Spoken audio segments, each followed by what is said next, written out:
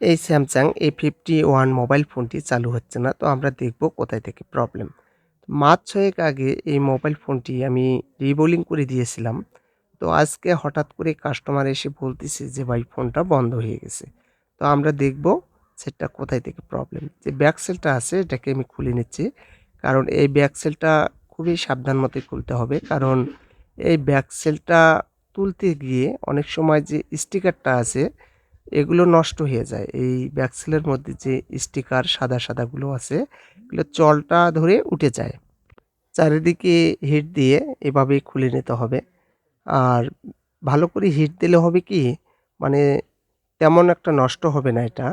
তো আমি খুলে নিলাম। নেওয়ার পরে যে স্ক্রুগুলো আছে, এই স্ক্রুগুলো খুলতে হবে। এরপরে দেখব যে মাদারবোর্ডটার কোথা থেকে প্রবলেম। কারণ এই 51 এই ধরনের যে মোবাইল ফোনগুলো আছে, এগুলো সিপিইউ আইসি থেকে প্রবলেমগুলো হয়ে থাকে বা এমএমসি থেকে প্রবলেমগুলো হয়ে থাকে।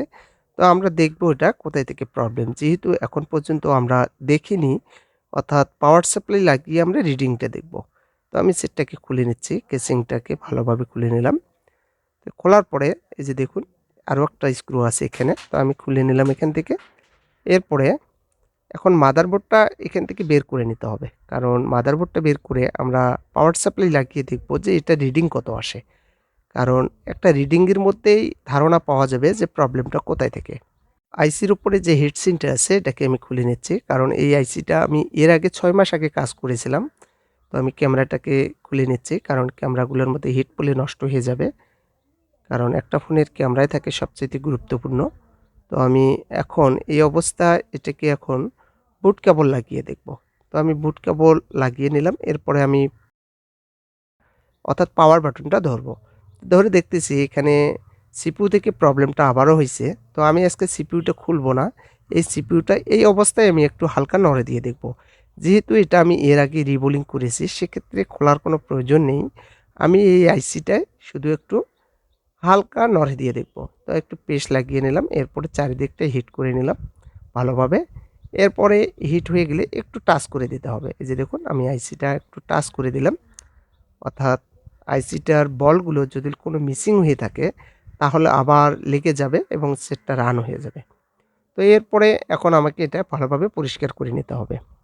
আমি একটু থিনার লাগিয়ে নিচ্ছি আইসিটা ঠান্ডা করার পরে। এরপরে ভালোভাবে ব্রাশ করতে হবে। তো আমি টিস্যু দিয়ে সুন্দরভাবে এটাকে মুছে নিচ্ছি। তো মুছে নিলাম। এরপরে এই মাদারবোর্ডটা আমি এখন সেটের মধ্যে লাগিয়ে দেখব যে রান হয় কিনা। তার আগে আমি ক্যামেরাগুলো লাগিয়ে নিচ্ছি। ক্যামেরাগুলো আবারও লাগিয়ে নিলাম।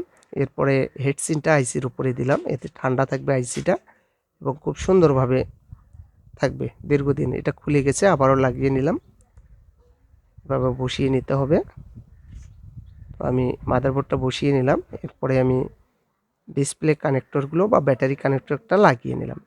এরপরে এখন আমি এই অবস্থায় চালু করে দেখব যে চালু হয় কিনা। আমি পাওয়ার বাটন চেপে ধরলাম, সেটটা চালু হয়ে গেছে। A50 দেখতে পারতেছেন। সিপিইউ থেকে এটা প্রবলেম ছিল। তো আজকে আমি সিপিইউটা খুললাম না, শুধু একটু হিট দিয়ে মানে হালকা করে নড়ে দিলাম। নড়ে দেওয়ার পরে সেটটা রান হলো। এই যে দেখতে পারতেছেন সব কিছু ঠিকঠাক আছে। তো যেহেতু সেটটা রান হয়ে গেছে, এখন আমি এই ফোনটি সেটিং করব। তো দেখতেছি টাচটাও কাজ করতেছে সম্পূর্ণরূপে ওকে আছে এটা। তো এখন আমি এটাকে সেটিং করে নেব। তো আমি এন্টিনার যে তারটা আছে এটাকে লাগিয়ে নিলাম এবং কেসিংটা এটাকে ভালোভাবে বসাইতে হবে এখানে। বসিয়ে নিলাম। এরপরে যে স্ক্রুগুলো খুলছিলাম এই প্রত্যেকটা স্ক্রু আবারও লাগাইতে হবে। দেখতেছি আমি প্রত্যেকটা স্ক্রু লাগিয়ে নিচ্ছি। স্ক্রুগুলো ভালো করে লাগাইতে হবে, কারণ এই স্ক্রুগুলা জন্য স্পিকারের যে লাইনগুলো আছে ভালোভাবে ধরে থাকবে। অর্থাৎ পাওয়ার বাটনের যে লাইনগুলো আছে এগুলো ভালোভাবে বসে থাকবে বা ধরবে। এগুলো যদি লুজ কালেকশন হয়, তাহলে দেখবেন যে পাওয়ার বাটনের লাইনগুলো ভলিউমের লাইন বা স্পিকার বাজবে না। তো আমি ব্যাক সেলটাও লাগিয়ে নিলাম। এরপরে আমি এখন সুন্দরভাবে চেক করলাম। তো কাজটা হয়ে গেল। এরপরে রাবার লাগিয়ে কিছুক্ষণ রাখতে হবে।